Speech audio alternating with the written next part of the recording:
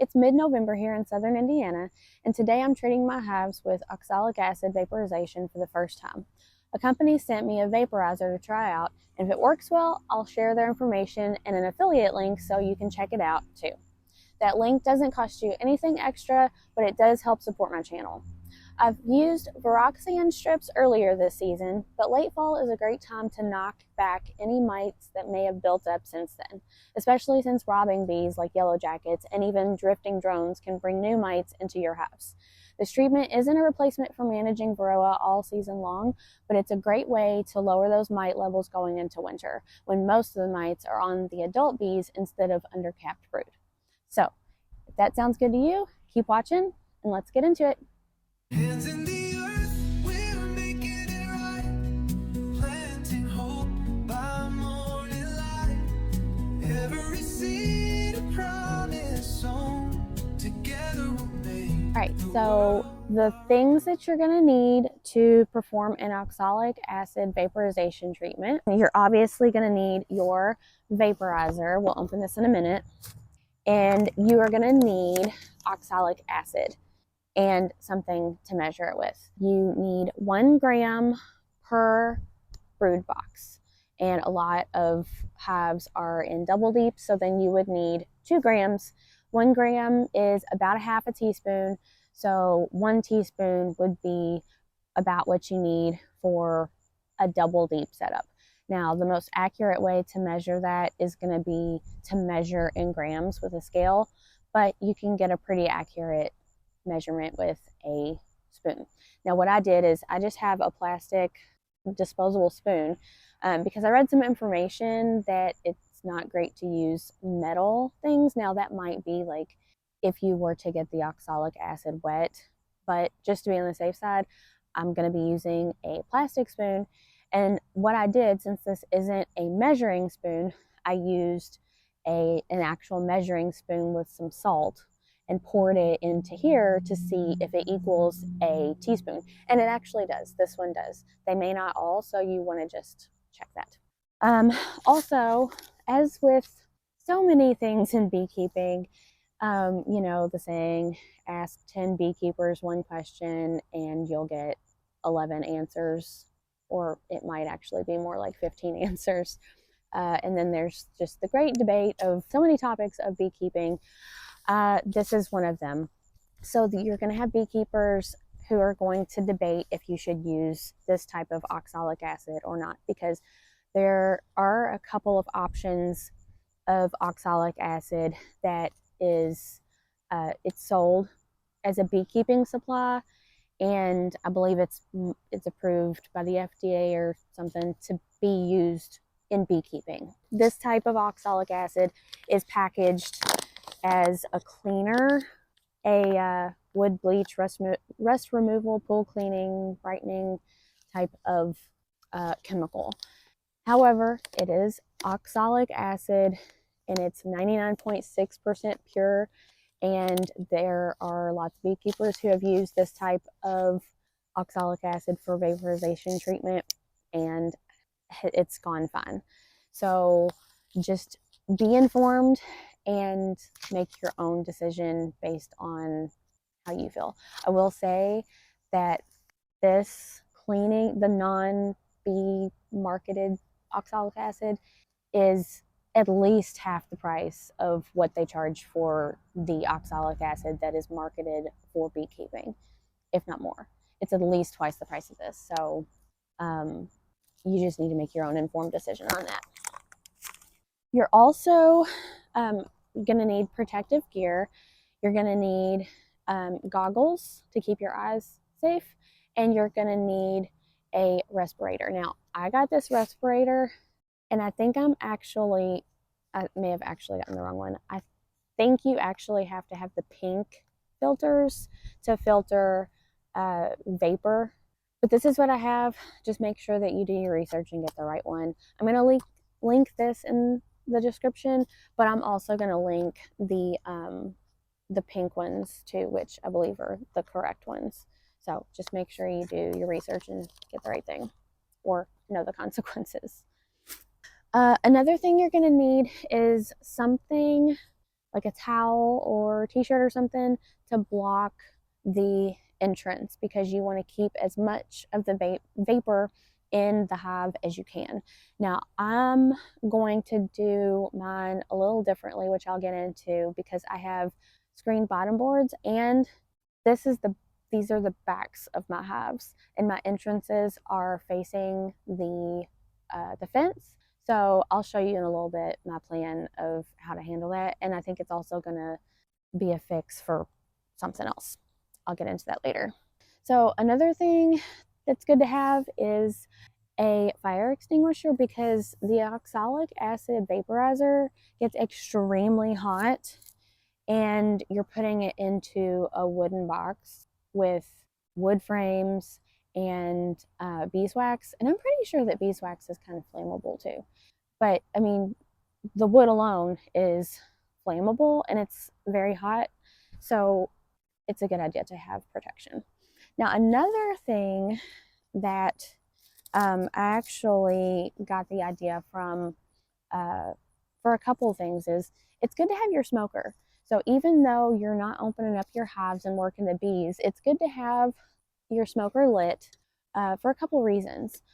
For one, if you are going in through the entrance, it's you can use the smoker to smoke the entrance, smoke the bees, and get them to go up so they're not on the bottom of the frames and super close to the vaporizer, because it does get extremely hot. And I was wondering, when I was thinking about doing the treatment, I was wondering, I really don't want to burn bees. That sounds awful and not something I want to do. And I actually saw, actually was on the Hive Doctor. Check him out. If you don't watch him, you should check him out. He has some great videos. But he uses it to smoke them and get them up a little bit off the bottoms of the frames so that that doesn't happen.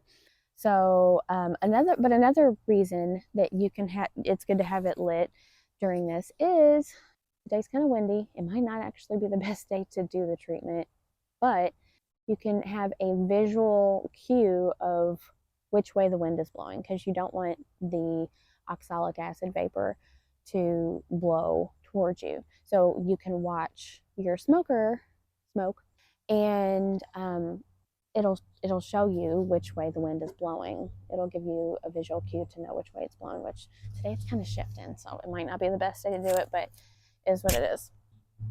Did I say to have your veil? I don't know if I said to have your veil. You should have your normal beekeeping protection, like a veil at least, because even though you're not working the bees, you're working around the bees, and you know they can get a little upset, and you want to protect your face.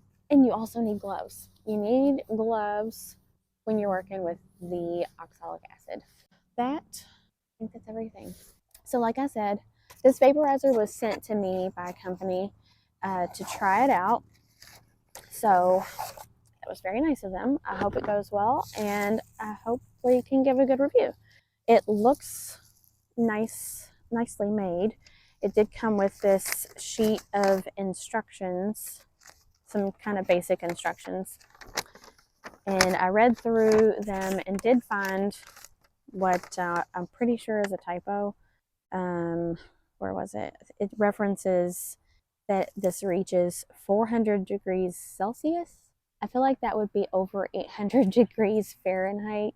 And when I researched it online, they should get up to like 400 degrees Fahrenheit. So I think that's supposed to say Fahrenheit. So, and it says that it should start to vaporize the oxalic acid in 3 minutes. Now, another tip that I saw somewhere was it's a good idea to do a test run outside of your hives. So you would put the powder in here and then hook it up and start a timer. And then when it vaporizes, you look at the timer and see how long it took to vaporize. That way you know how long it's going to take it to vaporize in the hives. Also, excuse my voice. I was sick last weekend. If you watched my last video, you will have seen that. It knocked me flat on my back. It was awful. And I have still not gotten rid of the cough and congestion, and my voice still sounds not great. I'm sorry about that. Oh, and then another thing you'll need is a 12-volt battery, which, elephant in the room. My husband pulled the car over here for me just to make it easier because we didn't have an extra 12-volt battery, and that way I can start the car to recharge it maybe between uses or whatever. I'm not really sure how much this uses. Can't imagine it uses too much energy, but you obviously don't want to run the battery down all the way. So there's the bubble wrap on it. Oh, and it came in this box, and then this box, this product box, was in an Amazon delivery box. So it has this little thing, which I've seen these in pictures, and I really don't understand why. This is, I don't know, maybe it's this size for if you want to use it on a 5-frame nuke, because that might be around the width of a 5-frame nuke opening. But it's not wide enough for a 10-frame or 8-frame box, but it goes on here, and then I guess you just have to use your cloth to kind of close up the rest of the space. Then you have your little dish where you put your oxalic acid. So something that I'm gonna have to do, I'm gonna bring you in for this. So like I said, my entrances, where is it, are over here, and this right here is the back side. And that's the hive, and that's the back side. So down here, I have this insert. I have screen bottom boards. So I have this insert, and then above that is the screen. So my plan is to use these boards under here, and it won't cover it entirely, but I think it's going to cover it enough. And then I also have this piece of metal that I'm going to put in there for the oxalic vaporizer to sit on. That way it has the metal to sit on and not like a flammable material. But then I'll just take this insert out and I'll stuff in my t-shirt to hold in the treatment. I think this is going to work, and it also is going to make me feel better about being further down from the bottoms of the wooden frames. That feels safer to me, and there's also a literal barrier between the vaporizer and the bees so that they can't physically come in contact with it. I like that. It makes sense in my mind. So as you can see, having your smoker lit is really helpful for this part. It makes it easy to tell which way the wind is blowing so you can stay upwind from the vapor. Before actually treating the hives, I wanted to test out the oxalic acid vaporizer to get a feel for how it worked. I added the treatment to the heating plate, hooked it up to my battery, and started a timer on my phone to see how long it would actually take to completely vaporize. The cables on the vaporizer aren't very long, so I used a set of jumper cables as an extension cord, and that actually worked out really great. You need 1 gram of oxalic acid per brood chamber, which is roughly half a teaspoon. Since my colonies are in double deeps, I'm using 2 grams or 1 full teaspoon per hive. The vaporizer itself seems to be made really well and worked nicely overall. At one point, the oxalic acid started bubbling up and spilled over the edge of the vaporizer a bit. I'm not totally sure what caused that or how to fix it yet, but everything functioned the way that it should. Part of me thinks that it might be that the disc was filled a little bit too much, and therefore the powder that was mounded just bubbled out. So maybe the fix is not adding quite as much oxalic acid powder. Hey guys, editing Brittany coming at you with an update that I wish I would have figured out in the moment when I was doing my treatment. The oxalic acid vaporizer wand comes with this piece, which I knew, but I didn't use it, and I noticed that this hose clamp was on it just loosely, and honestly it was annoying and it got in the way. Well, now I feel pretty dumb because I figured out why it's there. So you can see this little piece right here. I mean, obviously this fits on the post of the wand, but what you do is you put that under the hose clamp and tighten the hose clamp. It's easy enough to do with just a hand flathead screwdriver. And then what it does is it stays on there and it keeps it, it makes it stabilized so that this won't flip on you like it was trying to do on me. Like I said, I wish I would have figured this out sooner, but I'm happy that I was able to figure it out and show you to help you when you do your first treatment with an oxalic vaporizer wand. Overall, I think it's well made and definitely would recommend it. It's definitely good for a beginner beekeeper when you only have a few hives. It does take probably a little longer than if you were to get one of the more elaborate vaporizers, but it gets the job done. It's not a big investment, and it's definitely a great place to start. And like I said, the link will be in the description, and if you do make a purchase, you help support my channel. Thank you. Now back to the video. Okay, so we just tested the oxalic acid vaporizer and seems to be working fine. Sorry, I'm a little out of breath. This is not the most ideal thing to breathe in, and the goggles with my glasses are really annoying, but you know, safety first, I suppose. Anyway, so it seems to be working fine. The paperwork said that it should take 3 minutes once you hook it up to do the treatment, and then I believe it said to leave once you, after the 3 minutes, you unhook it and leave it in for an additional 10 minutes. What I'm doing right now is I'm removing the feed jars because I have vent holes here, or not vent holes, but the holes with the wire mesh where the bees can eat through it. And what I'm going to do is I took the feed out, and I'm going to put this t-shirt over the holes. It has the pine pellets in it, the bag, the t-shirt bag, and that's going to block the holes. I'm going to go ahead and put the lid back on. You're going to have some of the oxalic acid vapor get out from cracks or little gaps and whatever. That's fine as long as most of it stays in there. Now, I do have my entrance reducers on the smallest opening, and I have my hive wraps on here that kind of act as an overhang for my landing board. There's part of me that's kind of thinking that I'm gonna just not cover that and see how it goes. I don't know, that might just have too much coming out. I don't know if I can cover it good enough or not. But another thing that we need to do is I'm gonna clean off my bottom board inserts, because after we do the treatment, I'm going to put this back in. And then what I can do is I can monitor it to see how many mites we have drop.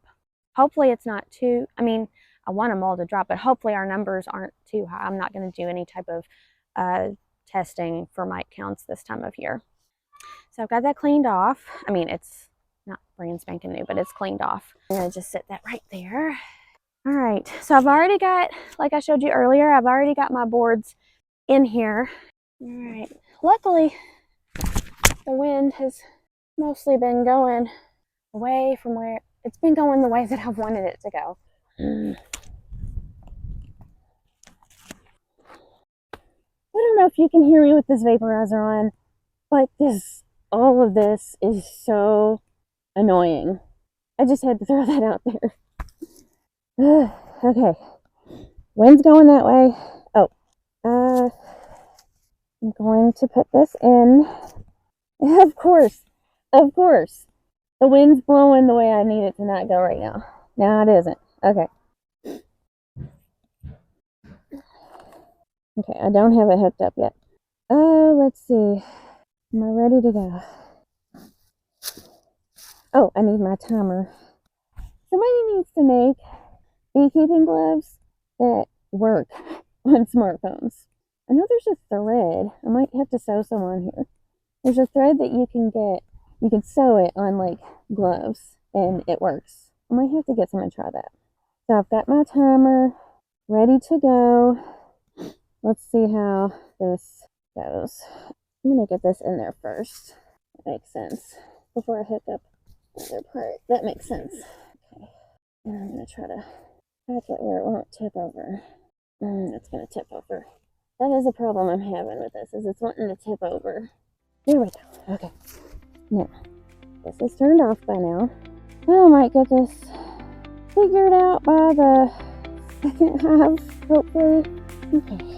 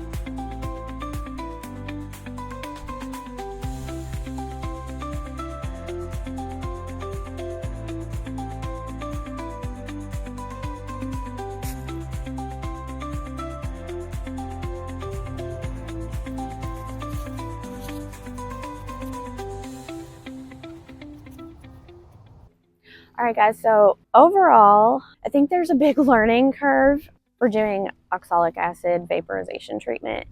I think the more expensive ones that are like $500 that you just stick the little tube in, they're probably a whole lot user-friendly.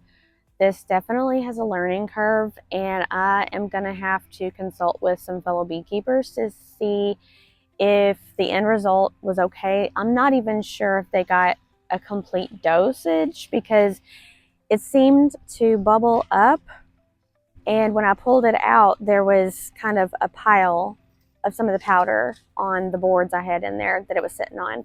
So I'm not 100% sure that they got a full treatment, but we'll see. We'll see what the insert boards look like, see if there are any mites that drop, and I'm gonna see if that's typical. I don't know. Hopefully they got enough of a treatment that it will help with some of the mites, and it might just be user error, just like a learning curve. So with that said, I appreciate you for watching. If you made it to the end, I really appreciate you.